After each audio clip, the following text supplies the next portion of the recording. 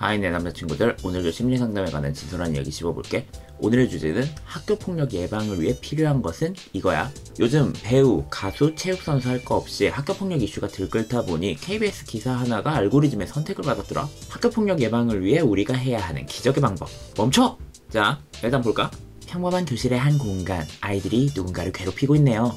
야, 쉬는 시간에 공부하냐? 모범생 척하지 마.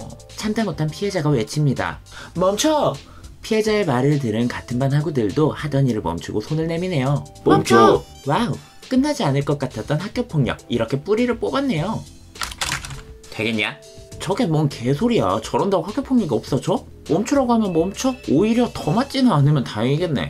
아, 말하는 대로 다 되는 거야? 그럼 이 영상 보는 사람들 모두 구독, 추천 눌러. 자, 다들 구독 눌렀으니 이 채널 조만간 100만 구독자 채널 되겠네? 아니나 다를까 댓글 반응도 조롱이 한가득이야. 주옥같은 댓글 몇 개 골라봤으니 궁금한 내 남자 친구들은 잠깐 멈춰서 보시고.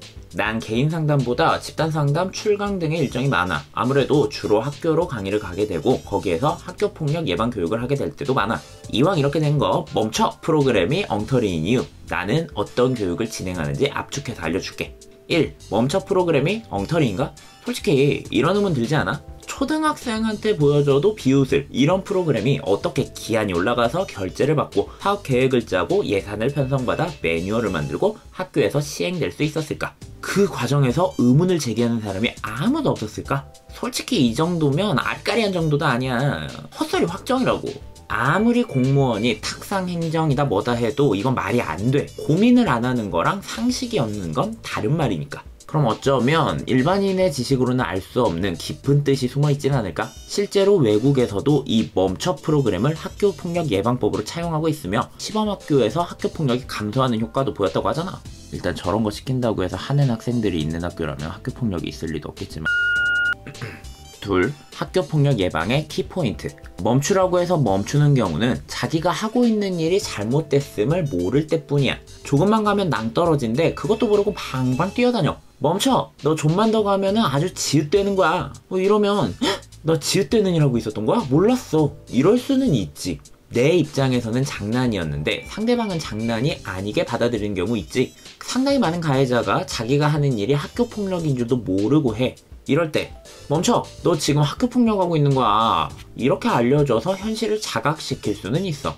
그럼 지금 자기가 학교폭력을 하고 있다는 걸 알면서도 하는 경우는? 이 경우에도 멈춰! 이게 도움이 돼. 학교폭력 상황을 생각해봐. 다수의 가해자와 소수의 피해자가 일반적이지. 왜 가해자들끼리 몰려다닐까?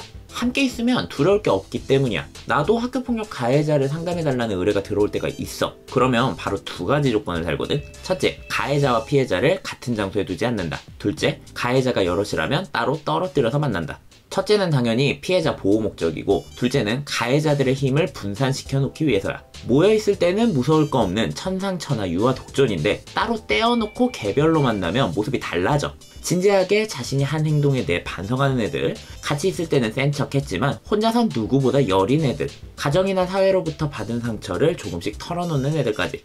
물론 뻗팅기는 애들도 있지. 근데 진짜 소수야. 행동으로 판단하지 않고 진정 자기를 이해해주는 사람을 만나면 말 그대로 애가 돼. 우리가 생각하는 괴물이 아니라. 그럼 얘네들도 실수였으니까 너 그리 봐주라는 거냐? 이렇게 들릴까봐 덧붙이자면 이유는 이유고 죄는 죄야. 내가 상처받았다는 이유로 다른 사람한테 상처를 주면 안 되지. 그 죄값은 치를 수 있도록 해야 돼. 다만 어른들은 죄만큼 이들이 죄를 저지르게 된 배경을 함께 품고 가야 한다는 뜻이야. 그래야 진짜 그 아이들을 만날 수가 있어. 다시 돌아와서 그럼 얘네들한테 어째서 멈춰! 이게 먹힐까? 사실 멈춰 프로그램의 핵심은 가해자가 아니라 방어자의 가동이야.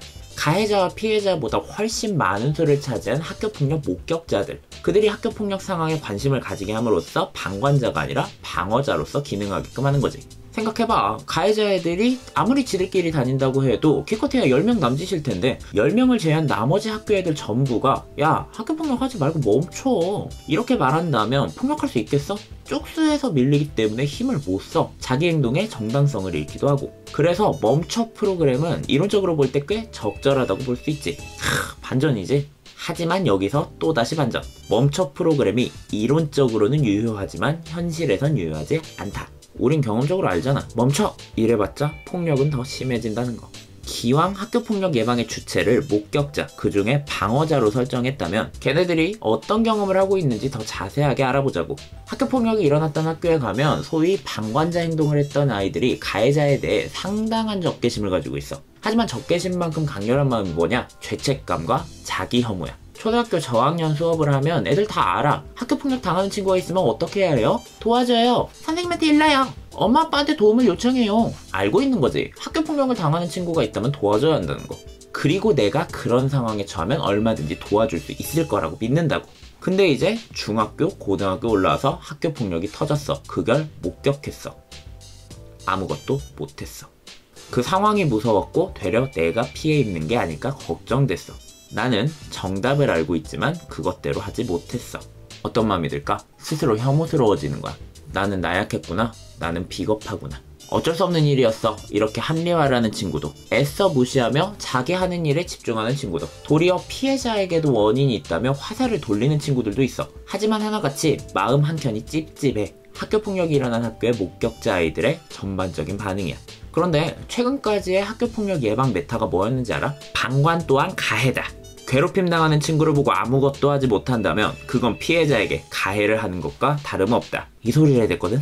가뜩이나 죄책감과 자기 혐오에 빠져있는 애들한테 이 말을 하는 게 학교폭력을 예방하는 데 도움이 될까? 도리어 죄책감을 자극시키지는 않을까? 난 이렇게 생각하거든. 친구들한테 상습적으로 맞던 아이를 상담했던 적이 있어. 몇 회기 같이 얘기하면서 친해지고 나니까 애가 자기 맞은 곳을 보여주는데 이건 상태가 심각하더라고. 피멍에 담배에 그을린 자국에. 내가 걔한테 이거 놔둔다고 해결 안 돼. 선생님하고 같이 가서 학교폭력 신고하자. 이랬더니 걔 반응이 나한테 싹싹 빌더라. 제발 말하지 말아달라고. 저 그냥 너무 힘들어서 선생님한테 말한 거지 이 상황을 해결해달라고 그런 게 아니었어요. 제발 말하지 마세요. 얘가 진짜 그 상황에 만족했기 때문에 그대로 있었을까? 당연히 아니지. 선생님, 걔 학교마다 친구들 다 있어요. 만약 걔 신고한 거 알면 다른 애들이 저 가만히 안 둬요. 이게 이유였어. 이걸 들으니까 당연히 고민이 됐지. 어떻게 해야 될지. 내가 택한 방법은 이래. 학교랑 의논해서 학교 모든 반을 대상으로 2번씩 학교폭력 예방 교육을 했어. 그리고 걔네들한테 말했어. 영웅이 되려고 하지 말라고. 굳이 그러지 않아도 괜찮다고. 너희 두렵고 무서운 거 당연하다. 대신 그 두려운 마음을 혼자서 삭히지 말고 친구들과 나누라고. 가해자한테 대항하지 않아도 돼. 대신 피해자를 도저히 외면할 수 없다면 말 몇 마디만 건네주라고. 그거로도 충분하다고. 이런 교육으로 가해자가 멈췄을까? 아니야. 수업 시간에는 시작부터 잦고 폭력은 여전히 했어. 근데 피해자의 주변이 바뀌었어.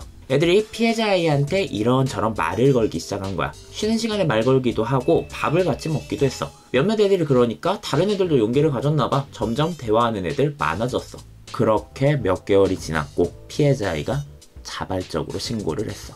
난 학교폭력을 예방할 수 있는 방법이 이거라고 믿어. 가해자에게 멈추라고 하는 것도, 피해자에게 용기를 내서 대항하라고 하는 것도, 두려워하는 방관자들에게 너 이거 나쁜 짓이야 라며 몰아세우는 것도 폭력을 해결할 수 없어.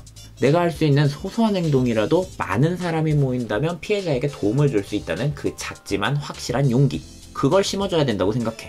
끝으로 혹시 이 영상을 보고 있는 내 남자친구들 중에 학교폭력을 당하고 있는 혹은 그에 준하는 어떠한 상처를 받고 있는 사람이 있다면 이 말을 전해주고 싶어.